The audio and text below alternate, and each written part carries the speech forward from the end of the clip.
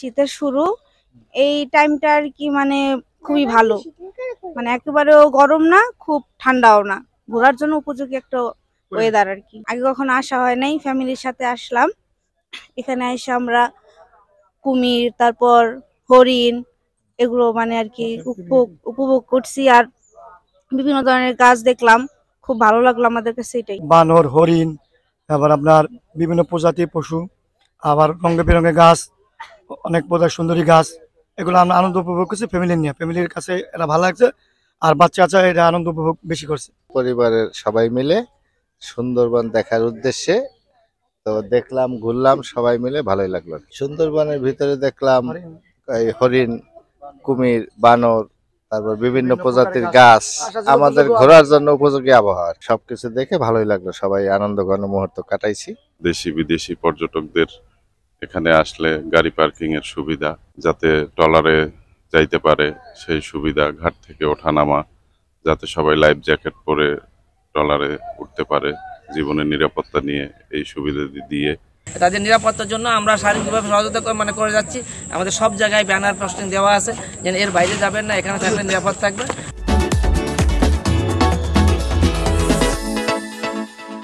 শীত মৌসুম মানে আসলে পর্যটন মৌসুম। এই শীত আসতেছে, শীতের আগমন, এখনই পর্যটক বাড়া শুরু করে দিচ্ছে।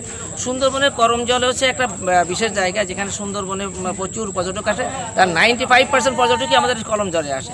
কারণ কেন আসে? এই করমজল আসলে কয়েকটা জিনিস দেখা যায়। সুন্দরবন সম্পর্কে একটা ভালো ধারণা যেমন পাওয়া যায়, তেমনি সুন্দরবনের যে একটা অল্প জায়গায় ঘুরে সুন্দরবনের জীববৈচিত্র্য অনেক কিছু দেখা যায়। এই জন্য পর্যটক আসা শুরু হয়ে গেছে। আশা করি আরও শীত মৌসুম আসবে এবং ছেলে মেয়েদের পরীক্ষা শেষ হয়ে গেলে আর প্রচুর পর্যটক আসবে।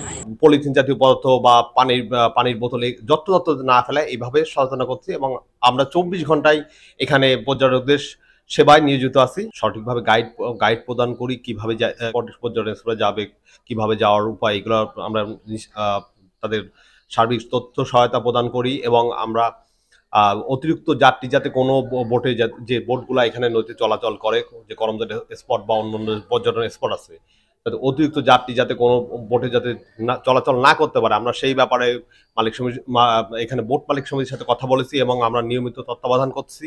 বোট যদি অতিরিক্ত যাত্রী বহন করে, আমরা সেই বোট থেকে সেই যাত্রীদের নামিয়ে পরবর্তী বোটে যাওয়ার ব্যবস্থা করে দিচ্ছি। এবং লাইফ জ্যাকেট ছাড়া কোনো যাত্রী যাতে কোনো স্পটে না যায়, যাতে কোনো দুর্ঘটনার শিকার না হয়, সেই ব্যাপারে আমরা সদা তৎপর আছি এবং সদা সচেষ্ট আছি, এবং সেই ব্যাপারে আমরা সবসময় টহল প্রদান করছি।